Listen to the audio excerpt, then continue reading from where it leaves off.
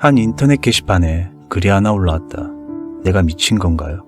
라는 제목의 글로 내용은 이러했다. 아침에 자고 일어났는데 자신의 손을 보며 내 손가락은 왜 5개지? 왜 다른 사람들처럼 6개가 아닌 거지? 이렇게 생각했다는 내용의 글이었다.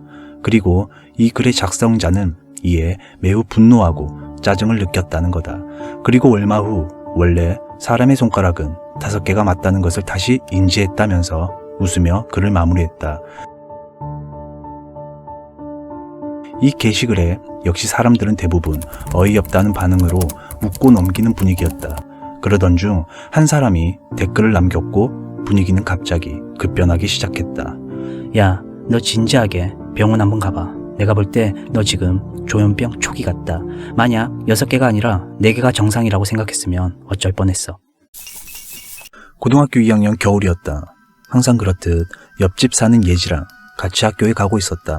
학교 가는 길에 작은 공원이 하나 있어 우린 항상 이 공원을 가로질러 지나갔는데 그날은 공원 벤치에 어느 할머니 한 분이 앉아 계셨다.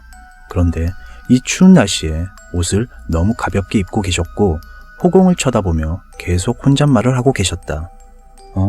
추운데 저 할머니 뭐야? 치매 걸린 할머니신가? 경찰에 신고할까? 예지는 대답이 없었다. 이혜지! 야야, 쳐다보지 말고 모른 척해. 무튼 학교나 빨리 가자. 학교에 도착한 후 난 예지에게 물었다. 왜 그런 거야? 그 할머니 사람 아닌 것 같아. 뭔 소리야? 야, 지금 한겨울이고 오늘이 올겨울 들어 최저기온이야. 그래서 뭐?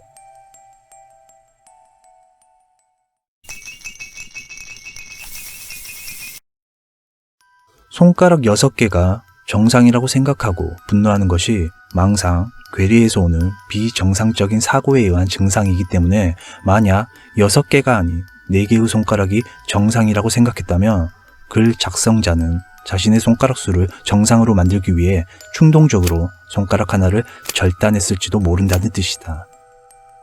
그 할머니 호공이 되고 계속 뭐라 중얼거리셨잖아. 더군다나 숨도 쉴 텐데 입김이 전혀 나오지 않았어. 실제로 주인공과 예지를 보면 입김이 끊임없이 나온다. 그리고 지나가는 사람들의 모습을 봐도 입김이 나오고 있다.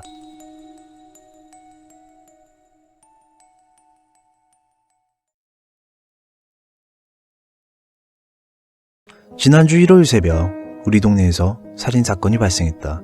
새벽 시간 귀가하던 피해자가 변을 당한 것이다. 아직까지도 경찰은 원한에 의한 범죄인지 묻지마 범죄인지조차 단정짓지 못하고 있다. 좀처럼 범인의 윤곽도 못 잡고 단 한 명의 목격자도 없는 사건. 하지만 난 알고 있다. 범인의 특징을. 그날 친구들과 한잔하고 귀가하던 중 범인을 목격했다. 그리고 범인이 나온 골목에서 피해자가 쓰러져 있는 것을 발견하게 되었다. 곧장 난 경찰에 사람이 피를 흘리며 쓰러져 있다고 신고했다. 하지만 출동한 경찰에게 범인을 봤다는 말은 하지 않았다. 보복이 두렵기도 했고 괜히 이런 사건에 엮이고 싶지 않았기에 난 그때 범인의 얼굴은 보지 못했지만 왼쪽 종아리와 오른팔에 있던 큰 흉터는 확실히 봤다. 내가 본 범인의 특징만 경찰에게 말한다면 범인은 금방 잡힐 것이 뻔했다. 그러나 난 절대 범인을 봤다는 말은 그 누구에게도 하지 않을 것이다. 이런 날 사람들이 욕한다고 해도 상관없다.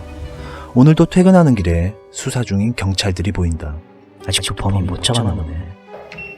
그리고 난 집에 도착했고 집안에선 누군가 날 기다리고 있었다.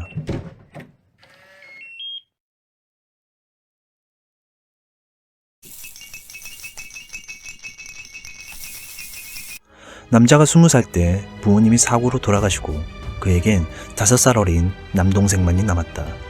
남자는 동생에 대한 책임감과 더불어 동생이 남들에게 부모 없는 자식이라는 소리를 듣는 걸 원치 않았기에 동생에게 주의를 주거나 혼낼 땐 매우 엄하게 대했다. 말을 듣지 않을 땐 폭력도 불사했다. 그 당시 남자의 과했던 동생에 대한 방식은 10년이 지난 지금까지도 동생의 몸에 큰 흉터로 남아있다. 범인은 동생이었다.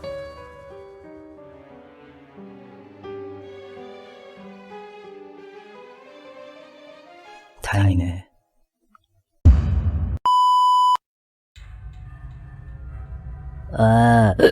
흉터 더럽게 징그럽네. 너 방금 뭐라 그랬냐? 토요일 아침부터 초인종이 요란하게 울렸다. 누구세요? 야, 나야, 나. 친구 성철이가 왔다. 초중고 내내 친구였던 성철이와 난 고향을 떠나 현재 같은 지역 내 각자 직장을 잡고 생활하고 있다. 너 어디 가냐? 아니. 그런데 성철이의 표정이 좋지 않았다. 무슨 일 있냐? 와, 잠 한숨도 못 자고 해 뜨자마자 너희 집으로 도망쳤다. 도망? 아무튼 방구할 때까지 며칠만 신세지자. 내용은 이러했다. 성철이는 자기 회사에서 가까운 고시원에 살고 있는데 보름 전 옆방 205호에 어떤 여성이 새로 들어왔다. 그리고 다음날 밤 누군가 성철이 방을 노크했다. 어제 새로 들어온 205호 여자였다. 너무 시끄러운데 조금만 조용히 해주시겠어요? 내가 시끄럽다고? 내가 뭘 했다고? 성철이는 일단 사과하고 주의하겠다고 답했다. 그러자 여자는 돌아갔다. 성철이가 반년 동안 이 고시원에 살면서 그동안 옆방 사람들이 시끄럽다고 주의를 요구한 적은 단 한 번도 없었다. 정말 조용히 지내고 있었다. 그런데 다음날 밤 옆방 여자가 또 찾아왔다. 조금만 조용히 해주시라니까요. 이번에도 역시 성철이는 사과하고 알겠다고 답했다. 그런데 그 뒤로도 하루나 이틀에 한 번꼴로 밤마다 여자가 찾아와 시끄럽다며 항의했고 성철이는 매번 죄송하다고 사과하고 여자를 돌려보냈다. 고시원 주인 아저씨께도 말해봤지만 아저씨도 205 여자가 좀 까칠하고 예민한 것처럼 보이긴 하지만 그저 성철이에게 조금만 더 주의해 줄 것을 요구할 뿐이었다. 이렇다 보니 그 온순한 성격의 성철이도 인내심에 한계가 오고 있었다. 그리고 그날 저녁도 어김없이 여자가 또 찾아왔다. 저기요, 그쪽이 너무 예민하신 것 같아요. 저 퇴근하고 와서 씻고 책 좀 보다가 바로 자는데 TV도 안 보는 사람이에요. 제가 밤에 무슨 전화 통화를 해요, 뭐래요. 핸드폰 주 사용 목적이 알람 시계인 사람인데 도대체 제가 뭘 얼마나 시끄럽게 군다는 거예요? 알겠어요. 죄송합니다. 결국 성철이도 참지 못하고 참아왔던 말을 여자에게 해댔다. 내가 너무 심했나? 그리고 다음날 성철이가 잠을 자려고 하는 순간 여자가 또 찾아왔다. 진짜 미치겠네.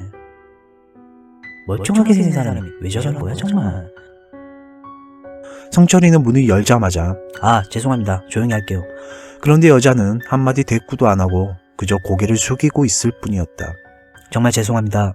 그러자 여자는 자기 방으로 돌아갔고 성철이는 확실히 방을 옮기기로 마음먹게 되었다. 돌아선 여자의 손에는 칼이 쥐어 있었다. 여자는 그저께 성철이의 모습에 분노해 어젯밤은 칼을 들고 성철을 찾아왔다. 하지만 바로 사과하는 성철의 모습에 그냥 돌아섰던 것이다.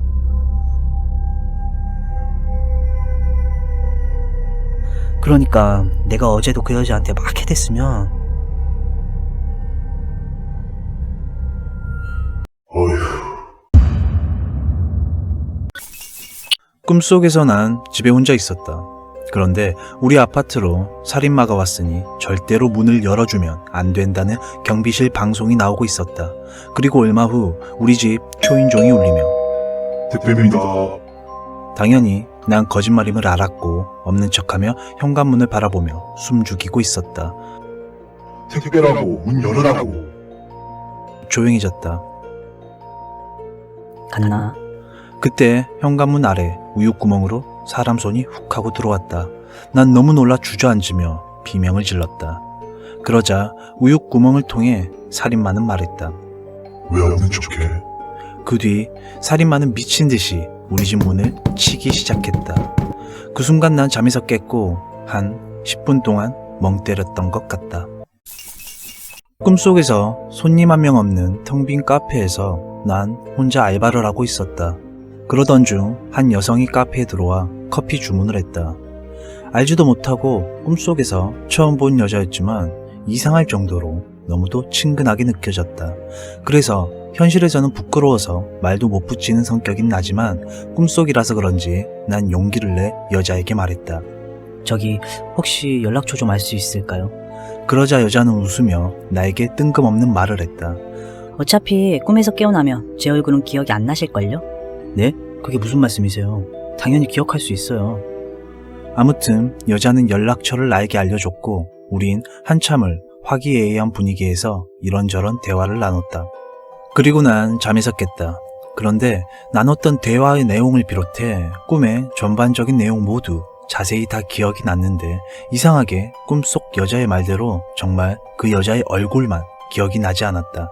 진짜 신기하고 오묘하면서도 조금 짜증도 났다. 뭐야, 진짜 얼굴이 기억이 안 나네. 그리고 확실히 기억나던 꿈속 여자가 알려줬던 연락처의 뒷번호 4자릿수가 낯이 익었다. 1013. 10월 13일이 생일인 우리 엄마의 뒷번호와 동일했다. 그리고 순간 난 이런 생각이 들었다. 설마 젊은 시절의 엄마였나? 그런데 아무리 엄마의 젊은 시절 사진도 보고 꿈속 여자의 얼굴을 떠올리기 위해 정신을 집중해봐도 도무지 여자의 얼굴은 아직까지도 기억이 1도 안 난다. 도대체 왜 얼굴만 기억이 안 날까? 임마, 그냥 개꿈이라니까. 어찌됐든 너희 엄마가 젊었을 때 기가 막히게 이쁘긴 했지.